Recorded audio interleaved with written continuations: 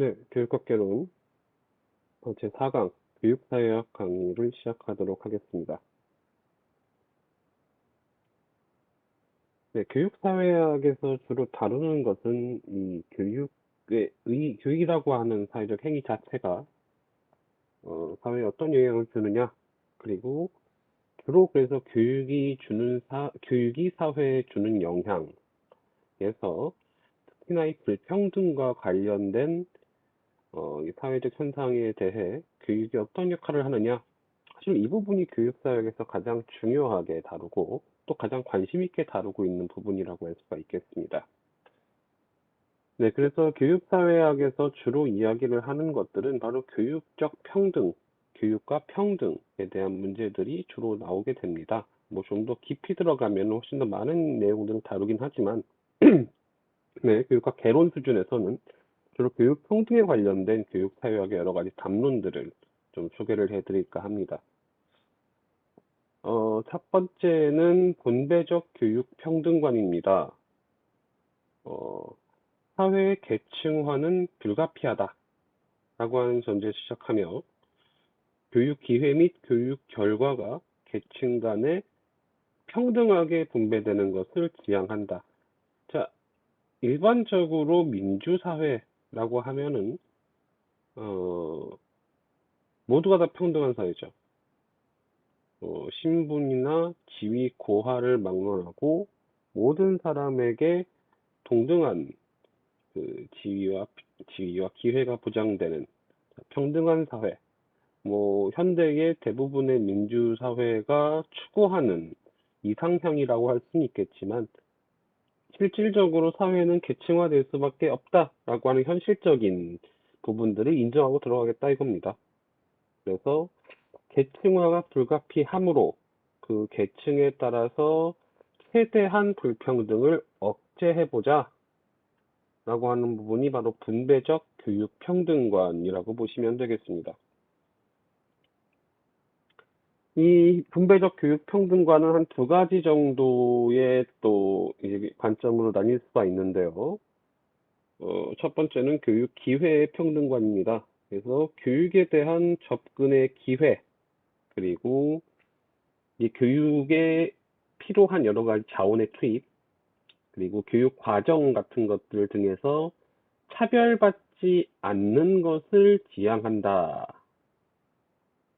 그래서 획일적 교육 평등관, 그리고 능력주의적 교육 평등관 두 가지 정도로 또 구분이 될 수가 있겠는데, 자, 교육 기회 평등관은 기본적으로 어떤 교육을 받을 기회를 획득하는 데 있어서 그 획득의 기회를 누구에게나 다 부여한다라고 하는 겁니다.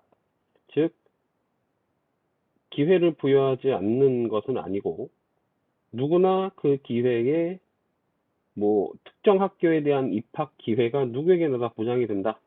도전할 수 있는 기회가 제공이 된다. 하는 부분입니다. 근데 이걸 조금 더 과격하게 나오는 관점이 획일적 교육 평등관이에요.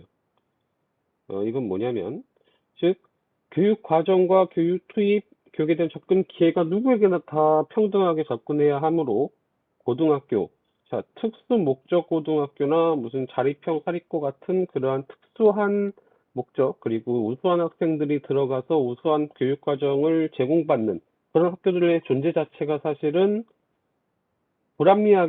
불합리하다고 여기는 겁니다. 획일적 교육 평등관을 제시하는 사람들은. 그래서 이런 학교를 싹 다 없애고 일반고를 중심으로 해서 하자. 그래서 1970년대에 우리나라에 생겼던 이 고등학교 평준화 정책이 사실은 이 획일적 교육 평등관에 해당합니다. 즉, 특수한 목적을 가진 우수한 학교들이 있을 경우에, 공식적으로 존재할 경우에 그쪽에 좋은 학생들이 들어가고 그쪽에 조금 더 많은 자원들이 투여가 되고 그쪽에 좀 더 특성화된 교육 과정들이 제공이 되면서 그들이 명문 학교가 될 가능성이 높다. 그럼 차라리 그냥 모든 학교를 다 평준화 시켜버리자. 이게 고등학교 평준화 정책이거든요. 근데 능력주의 교육 평등과는 자, 능력에 맞는 교육 과정들을 차등적으로 제공해야 된다라고 하는 관점이에요. 그러니까 누구에게나 그 기회 자체는 보장을 하되, 자, 영어를 잘하는 애들한테는 외고에서 공부할 수 있는 기회를 주고, 과학을 잘하는 애들한테는 과거에서 공부할 기회를 주고, 자, 이런 식으로 각각의 능력에 맞는, 또 예술을 또 잘하는 애들은 또 예고 같은 데 갈 수 있는 기회를 주고, 자, 누구나 다 의지할 수 있지만, 그래서 우수한 학생들이 그런 데 가가지고 또 그런 자기 자신만의 이 우수한 능력들을 좀 더 키울 수 있는, 자, 그런 기회를 보장해 주는 게 맞지 않느냐. 그게 능력주의 교육평등관이죠. 자, 그 같은 분배적 교육평등관, 교육기회평등관임에도 불구하고 획일적 교육평등관과 능력주의적 교육평등과는 상당한 관점의 차이를 보여주고 있습니다. 네, 두 번째는 교육 결과의 평등관입니다. 네, 교육받은 결과로서 평등해지는 것을 지향합니다. 그 결과로서 평등해지는 것을 지향한다. 라고 해서,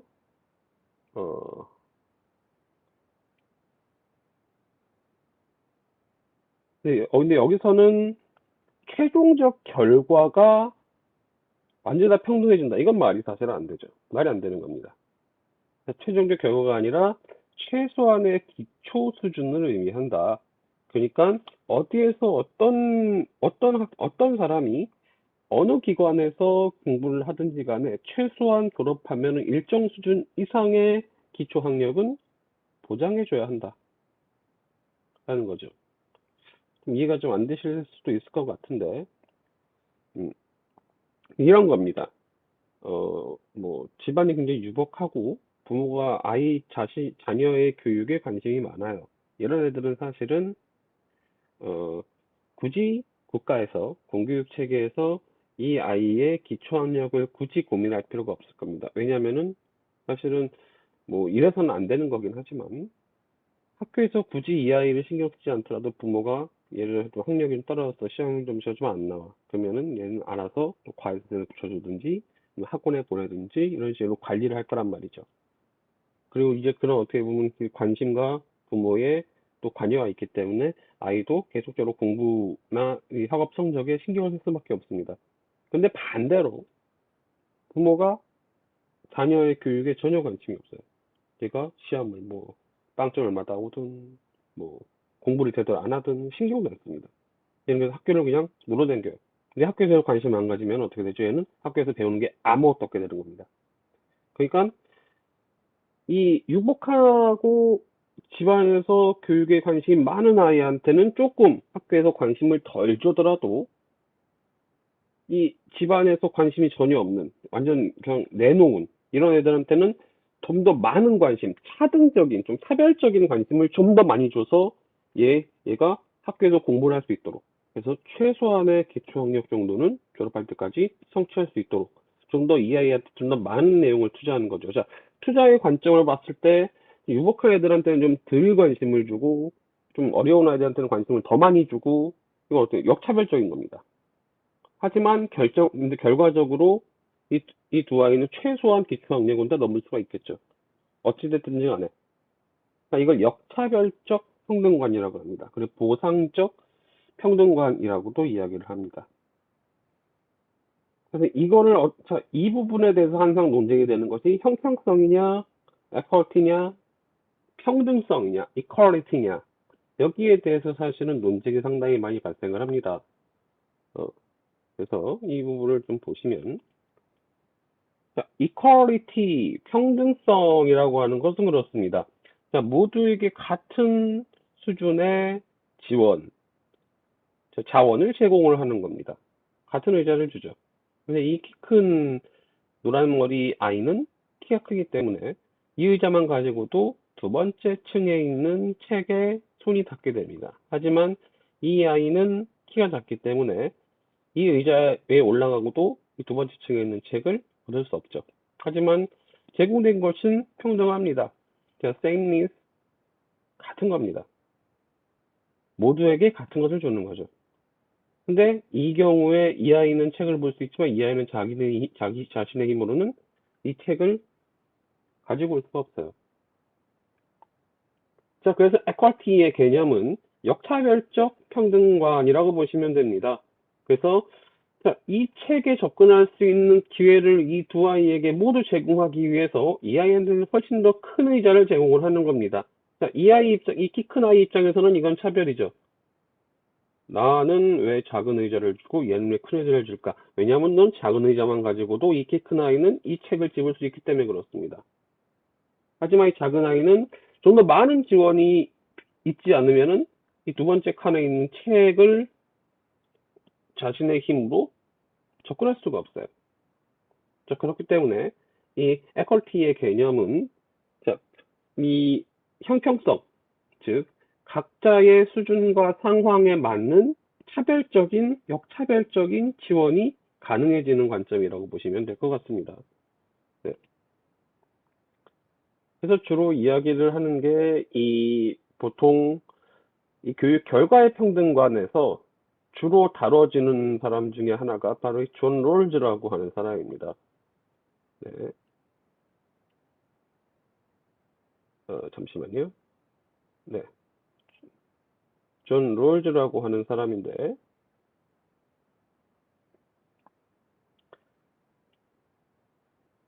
존 롤즈의 정의론에서 바로 이 교육 결과의 평등관, 형평성, 역차별적 평등관에 대한 이야기를 합니다. 자, 그럼 이걸 영상으로 일단 좀 먼저 좀 한번 보시겠습니다.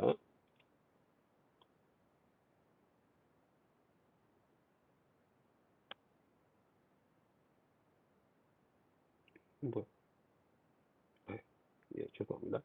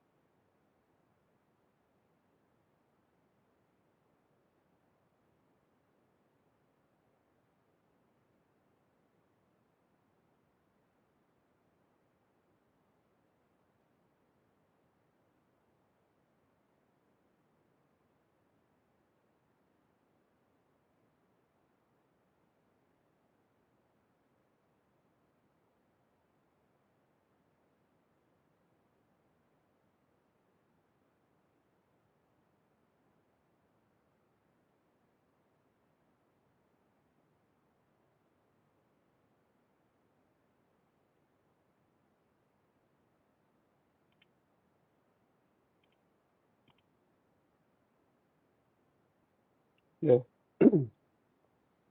롤즈의 정의론에 나온 무지의 베일이라고 하는 내용들을 이제 영상을 한번 봤습니다. 네, 이 원초적 상황이라고 하는 것을 존재하기 위해 롤즈는 무지의 베일이라고 하는 하는 사유 실험을 제안을 합니다. 그래서 공정으로서의 정의는 바로 이 무지의 베일에 가려진 원초적 상황에서 참가자들이 합의한 내용이 바로 공정으로서의 정의가 될 수 있다라는 거죠.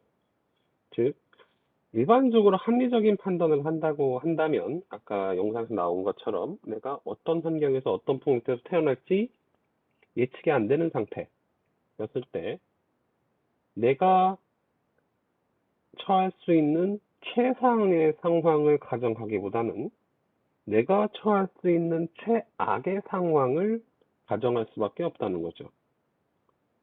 그러면 가장 최악의 상황에서 내가 인간다운 삶을 영위할 수 있는 장치들이 필요한 겁니다. 리스크를 최소화하기 위한 합의가 되는 거죠. 그래서 아까 영상에 나왔지만 내가 어떤 부모, 어떤 환경에서 태어날지는 모르지만 나라를 고를 수 있다라고 했을 때 얼마나 많은 사람이 미국이라고 하는 사회 혹은 한국이라고 하는 사회를 고를까요? 저래도 사실은 뭐 핀란드나 스웨덴, 덴마크, 스위스 이런 약간 북유럽의 이 굉장히 좀 부유한 복지 국가를 선택할 것 같아요. 뉴질랜드도 괜찮을 것 같고요. 왜냐하면 그런 데는 사실은 내가 최악의 환경에서 태어나더라도 최소한 인간다운 삶은 보장할 수 있지 않을까라고 하는 그런 어떻게 보면 기대가 좀 될 수 있지 않겠습니까? 네. 그런 사회가 만들어져야 된다는 거죠. 이런 것들이 바로 롤즈가 이야기하는 공정으로서의 정의라는 개념과 상당히 유사하다라고 보시면 될 것 같습니다. 그래서 이성의 합리성과 합당성의 조화로서 최소 수혜자의 최대 이득의 원칙이다. 롤즈가 말하는 겁니다. 최소 수혜자, 즉 사회적으로 가장 열악한 환경에 처한 사람들이 가장 큰 이익을 얻을 수 있는 그러한 이 사회의 룰을 만드는 것이 공정으로서의 정의다라고 보는 거죠. 그래서 롤즈적 의미의 반성적 평형은 롤즈의 분배적 정의를 의미합니다. 롤즈의 분배적 정의는 최소 수혜자 최대 이득의 원칙, 형평성의 원칙이라고 보시면 되겠습니다. 네, 두 번째는 비판적 교육평등관입니다. 문화정치학적 교육평등관을 보시면 교육체제의 내용적 측면에서의 평등을 지향한다. 그래서 이 내용적 측면의 평등이란 뭐냐?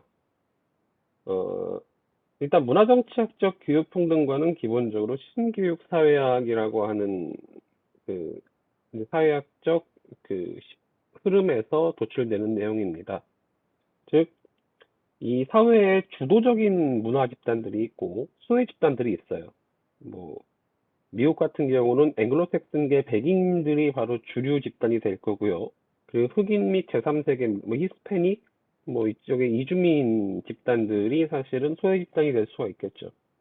근데 보통 이 학교에서 불평등이 일어나는 것 중에 굉장히 중요한 문화적 요소 중 하나가 학교의 교육 내용이 주류 주류 계층들의 문화를 교육 내용에 반영하기 때문에 문제가 발생한다라고 주장하는 것이 신교육 사회학입니다. 그래서 이 문화정치학적 교육평등관은 이 학교의 교육 내용이 특정 주류 집단의 문화를 반영하지 않도록 모든 집단들의 문화를 공평하게 교육 내용으로 활용하도록 그런 것이 바로 학교 내에서 교육의 불평등을 줄일 수 있는 방안이다라고 보는 것입니다. 그래서 이 소외 집단의 학교 학습 실패 원인을 문화 간 차이에 의한 불평등으로 해석하기 때문에 문화정치학적 교육평등관에서는 교육 내용도 집단 간의 평등한 방법으로 형평성 있게 반영해야 된다라고 하는 관점이 문화정치학적 교육평등관이라고 보시면 되겠습니다. 세 번째는 급진적 교육평등관입니다. 네, 신마르크스주의적 관점인데요. 모든 영역에서 평등의 실현은 경제적 여건의 평등이 이루어져야 가능하다라는 거고요. 그래서 스웨덴의 사례를 보시면 사회 집단 간 사회 경제적 여건을 평등화시키고자 노력한 결과 사회적 출신 배경과 교육적 성취 관계가 가장 약한 사회로 이 스웨덴 사회가 분석이 됐다. 즉 학교에서 뭘 가르치느냐, 뭐 이런 내용도 물론 중요하지만 훨씬 중요한 것은 이 학생들의 가정, 사회의 경제적 배경, 경제적 여건 같은 것들이 평등해져야지만이 교육적으로도 평등해질 수 있다라고 보는 겁니다. 즉, 교육이 할 수 있는 건 별로 없고, 즉, 경제적 여건들이 평등해져야 사실은 교육적으로도 충분히 평등한 그런 사회를 만들 수 있다라고 보는 겁니다. 이게 신마르크스주의적 관점이라고 보시면 되겠고요. 네, 다음은 평등화론에 대한 이야기입니다. 자, 교육과 사회 평등의 관계. 교육은 사회적 평등에 어떠한 역할을 하는가라고 하는 이 영역에서 평등화론과 불평등 재생산론, 이 두 가지 관점을 좀 집중적으로 살펴보도록 하겠습니다. 네, 네, 평등화론은 기능주의적 관점이라고 보시면 되는데요. 자, 이 평등화론이 가지고 있는 사회에 대한 기본 가정을 살펴보겠습니다. 첫 번째는 사회의 모든 요소는 안정과 균형을 지향한다. 두 번째, 사회의 모든 요소는 상호 의존적이다. 세 번째, 사회의 갈등과 대립은 일시적인 병리 현상이다. 네 번째, 사회의 모든 요소는 그 사회의 유지와 존속에 기여한다. 다섯 번째, 모든 사회는 그 구성원 간의 가치 합의에 기반을 두고 있다. 자, 일반적으로 이 평등화론, 기능주의적 관점은 약간 보수적 관점이라고 보시면 이해하기 굉장히 편합니다. 자, 안정과 균형을 지향하고요. 상호 의존성, 그리고 갈등과 대립을 병리 현상으로 파악을 합니다. 이건 해결돼야 되고 모두가 다 화합되고 자, 통합되는 그런 안정된 상태를 지향한다고 보시면 되겠죠. 그리고 사회 모든 요소가 그 사회의 유지와 존속에 기여한다. 가장 보수주의적인 관점의 사상들이 사실은 이런 부분들을 굉장히 강조하지 않습니까? 네, 보수주의적 관점이 사실은 이 기능주의적 관점이라고 보시면 되겠습니다. 자, 그럼 이 평등화론의 관점에서 교육의 사회적 선발과 배치의 역할은 어떻게 하느냐? 학교 교육은 출신 배경을 대신하여 개인의 사회 경제적 지위를 결정함으로써 사회이동을 촉진시키고 능력주의 사회평등 실현에 기여한다. 즉, 과거에는 사실은 이 혈연적 가문, 이렇게 어떤 출신 배경 자체가 그 사람의 삶의 결정을 지었다면, 현대사회는 사실 이 능력주의라고 하는 일종의 새로운 패러다임에 의해서 이 학교 교육을 통해 그 사람의 능력을 어떻게 보면 이제 증명하는 거죠. 학교 교육을 통해서 개인의 능력을 증명하게 되고, 그것이 과거의 기준이 됐던 출신 배경을 대신해서 개인의 사회 경제적 지위를 결정하는 역할을 한다. 학교 교육은 어떻게 보면은 그다음에 능력을 증명하는 좀 그러한 수단으로 활용될 수 있다라고 하는 게 사실은 평등화론의 주장이고요. 학교 교육은 인력을 양성하여 능력과 적성에 따라 적재적소에 배치함으로써 사회적 효율성의 극대화에 기여한다. 그래서 학교는 이 사회에 필요한 인력을 양성하는 일종의 인적 자원의 생산 기지로서의 역할을 하는 겁니다. 그리고 학교에 따라서 뭐 인문계 고등학교는 학문과 관련된 그런 이제 연구 인력들을 양성하는, 그래서 대학을 진학시켜서 연구 인력을 양성하는 역할을 하는 거고요. 수학계 고등학교는 그런 어떻게 보면은 공장에서 기술직들을 이제 그런 기술직들을 양성하는 기관의 역할을 하는 거죠. 그래서 학교에서 다양한 전공과 다양한 뭐 학교 유형과 여기를 통해서 배출된 고등학교, 대학을 통해서 배출된 학생들은 자신의 전공, 자신의 학교 유형에 따라서 사회의 적시적소에 맞는 위치에 가서 자신의 역할을 함으로써 사회의 유지와 존속에 기여를 하는 겁니다. 그러면서 사회의 인적 자원의 배치와 운용의 효율성이 극대화되는 거죠. 이게 평등화론이 보는 사실은 교육이란 시스템이 사회에 기여하는 역할입니다. 자, 불평등 재생산론은 이 평등화론과 완전히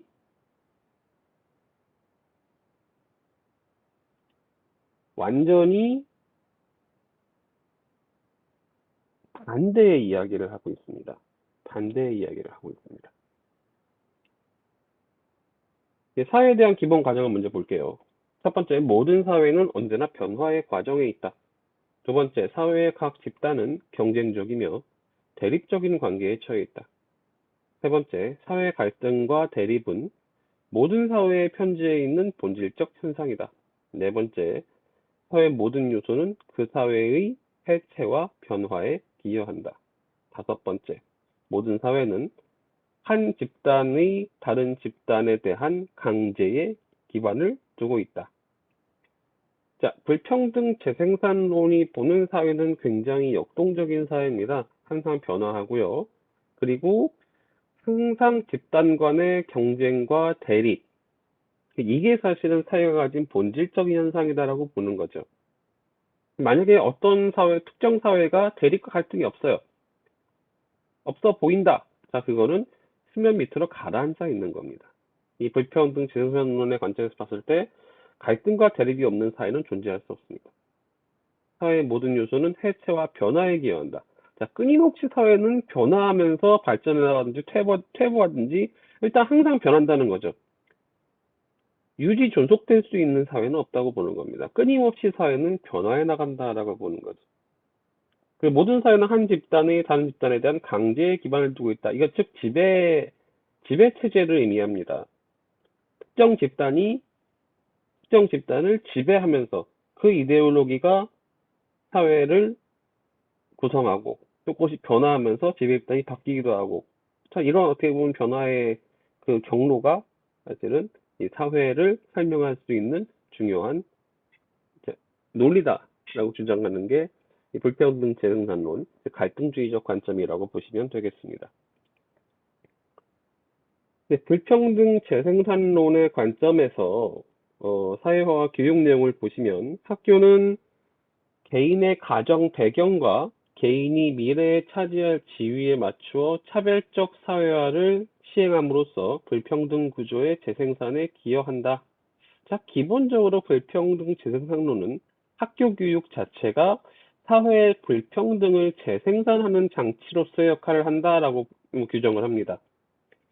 그래서 기본적으로 유복한 아이들이 다니는 학교와 그리고 가정 환경이 불우한 아이들이 다니는 학교가 왜 다를 수밖에 없는가? 왜 부유한 애들은 자기들끼리 모여서 학교를 다니게 되는가, 자연스럽게. 자, 그것은 개인이 미래에 차지할 지위에 맞추어 이 학교가 차별적으로 사회화를 시키기 때문에 그렇습니다. 이거는 당연히 그렇게 될 수밖에 없다고 보는 거예요. 불평등 재생산의 관점에서는. 학교는 직업세계의 사회적 관계와 상응하는 가치관과 태도를 사회화를 통하여 자본주의 확대 재생산에 기여한다. 자, 그래서 자본가, 기업 경영인, 이런 것들을 이제 정치인, 이런 것들을 할 사람들은 거기에 맞는 가치관과 태도를 학교에서 배우게 되고요. 그리고 피고용인, 노동자, 단순 저숙련 노동자, 이런 것들을 이제 담당하게 되는 아이들은 이제 거기에 맞는 여러 가지 가치관과 태도, 순종이나 무슨 근면성실이나 이런 것들을 학교 교육을 통해서 배우게 된다는 거죠. 노동자는 노동자에 대한 교육을 받게 되는 거고요. 자본가는 자본가에 걸맞는 교육을 받게 된다는 겁니다. 이게 불평등 재생산론의 주장입니다. 자, 세 번째는 학교에서 다루는 교육 내용은 기득권을 지니고 있는 사회 집단의 문화로서 기득권 집단의 이익을 반영하고 있으며 기존의 불평등한 사회 구조를 정당화하는 데 기여한다. 최근에는 좀 많이 나아지긴 했는데 기본적으로 우리나라의 교육 내용 중에는 뭐 노동쟁의나 아니면 뭐 이 노동법과 관련된 내용들, 그리고 뭐 파업 같은 것들, 뭐 이제 그런 내용들, 노동쟁의와 관련된 내용들이 굉장히 적거나 거의 없었습니다. 사실 그런 걸 넣으면은 이 전경련이나 뭐 그런 어떤 경제단체에서 굉장히 많이 반대를 했어요. 이게 뭐 반기업 정서를 국가교육과정에 집어넣는다, 이런 식으로 많이 반대를 했었는데, 사실은 우리나라의 거의 대부분의 아이들은 피고용인으로서 노동자로서 살아가게 됩니다. 저도 노동자고요. 노동자로서의 권리, 노동 3권이라고 한 노동자의 권리들은 사실은 이, 이 거의 80, 90%가 노동자가 되는 이 대한민국 사회에서 공교육 체계에서 가르쳐야죠. 그들이 노동을 하게 되면서 지켜야 되는 권리들이 무엇인지, 보장받아야 되는 권리가 무엇인지, 쟁의는 어떻게 하고, 이 노동 계약은 어떻게 맺고, 이런 부분들을 가르쳐야 되는데 그런 부분들을 학교에서 안 가르쳤다는 거죠. 이걸 불평등 지생산론적 관점에서 볼 때는 이게 이 기득권 집단이 이런 것들을 교육 과정에 넣는 것을 반대했다. 자, 기득권 집단의 이익에 반하는 내용들을 교육 과정에 넣지 못하게 한다. 왜냐? 이 학교 교육, 공교육 체계 자체가 기존의 불평등한 사회 구조를 정당화하고 재생산하는 기제여야 하기 때문에 그렇다. 이런 식으로 설명을 합니다. 네, 불평등 재생산론의 관점은 다시 한번 말씀드리지만 학교라고 하는 곳이 사회의 불평등을 재생산하는 역할을 한다라고 주장한다고 생각하시면 됩니다. 자, 교육의 사회적 선박과 배치를 보시면 이 평등화론과는 완전히 반대입니다. 학교 교육은 개인의 사회 경제적 지위 결정 과정에서 출신 배경에 영향을 매개함으로써 사회적 불평등의 재생산에 기여한다. 학교 교육과 직업 세계 사이에는 기능적 관계가 없으며 졸업장은 상징적 도구로서 특정 직업 지위 집단의 입직 조건을 제한하여 집단의 지배권을 유지하는 데 기여한다. 뭐, 두 번째 내용의 가장 대표적인 거는 뭐 공공의대에 대한 반대라든지 뭐 신규 로스쿨에 대한 반대라든지 뭐 이런 내용들을 좀 염두에 두시면은 이해가 좀 되지 않을까 싶습니다. 네. 이 특정 직업 지위 집단의 입직 조건을 제한한다. 즉 자격증이나 이런 부분들을 제한하는 거죠. 뭐 의사나 변호사 그거 아니더라도 사실은 이런 식으로 입직 조건을 제한하기 위해서 노력하는 그런 것들이 좀 종종 있어요. 그런 것들이 사실은 죄송합니다. 불평등 진행상론에 이걸 주장하는 사람들이 주로 드는 예시들 중에 하나가 바로 이런 내용들입니다.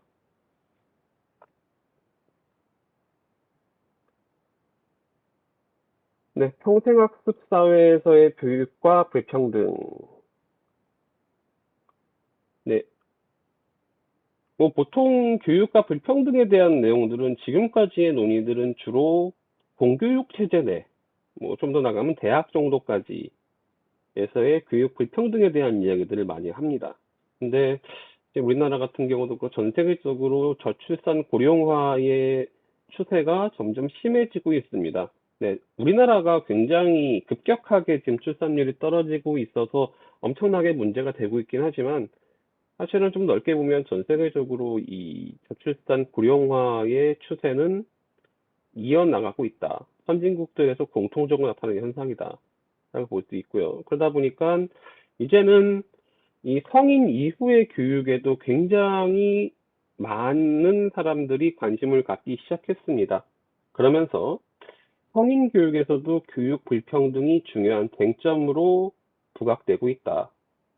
뭐 사실 따지고 보면은 이 사교육 문제만 보더라도 실제로 뭐 초중고등학교의 사교육이 굉장히 심각하긴 합니다만, 이 성인 수준에서의 사교육도 굉장히 큰 문제라고 저는 생각을 합니다. 뭐 대학 다니면서 기본적으로 토익, 뭐 토플, 뭐 탭스 이런 것들을 시험에 응시하려면 보통 학원을 다니죠. 거기다가 각종 이 취업과 관련된 학원들, 특히나 전 사범대에 있다 보니까 임용 시험을 준비하는 친구들은 거의 대부분 다 학원을 몇 년씩 다니고, 학원을 다니지 않더라도 뭐 인터넷 강의를 듣고 뭐 그런 식으로 사교육을 활용을 하죠. 근데 이런 사교육에 접근하는 방식에 있어서도 이 가정 배경, 소득 이런 거에 따라서 접근 방식이 굉장히 많이 다를 수밖에 없다. 그 사교육에 투자할 수 있는 여력에 따라서 성인 교육에서도 사실은 이런 불평등이 굉장히 중요하게 나타날 수 있다. 그리고 또 이제 노동시장이 유연화되면서 평생 직장이라고 하는 것이 거의 유명무실해진 지가 거의 20년이 된 것 같습니다. 특정 직종이 아닌 이상, 현재는 최근엔 뭐 이 대기업을 가더라도 사실은 이 평생 직장으로서는 뭐 이제 의미가 상실된 지가 꽤 오래됐죠. 제 주변에도 대기업에 다니는 친구들이 좀 있는데, 벌써부터 이제 슬슬 퇴직 이후를 걱정을 하는 사람들이 늘어나더라고요. 몇 년 안 남았다라고 생각하는 사람들이 은근히 많습니다. 제가 그렇게 나이가 많은 편은 아닌데도 불구하고. 네. 그러다 보니까 사실은 이제 직업을 바꾸거나 퇴직 이후에 뭐 다른 이제 경제적 활동을 하기 위해서는 거기에 따른 재교육 같은 것들이 필요한데, 거기에서도 사실은 이 재교육에 투자할 만한 나의 경제적인 여유가 얼마나 있느냐, 시간적인 여유가 얼마나 있느냐, 여기에 따라서 사회적 불평등이 마찬가지로 재생산될 가능성이 굉장히 높다라고 볼 수 있겠습니다. 그리고 학교 교육은 기본적으로 국가에서 운영하는 것이기 때문에 최소한의 기회까지는 모두에게 다 보장이 됩니다. 근데 성인 교육은 국가에서 터치하지 않죠. 여기는 계층 간의 차이가 훨씬 더 많이 날 수밖에 없다.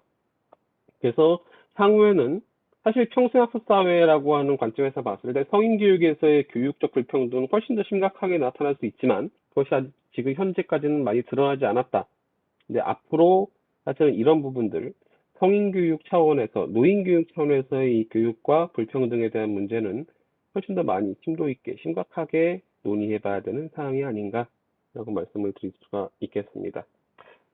네, 오늘 여기까지 하고요. 네, 교육과 직업 성취 부분, 그리고 공교육제도 교육 정책 부분은 네, 두 번째 강의, 교육사회학 강의에서 진행을 하도록 하겠습니다. 네, 오늘 강의는 여기까지 하겠습니다. 들어주셔서 감사하고요. 다음 시간 강의로 찾아뵙도록 하겠습니다. 감사합니다.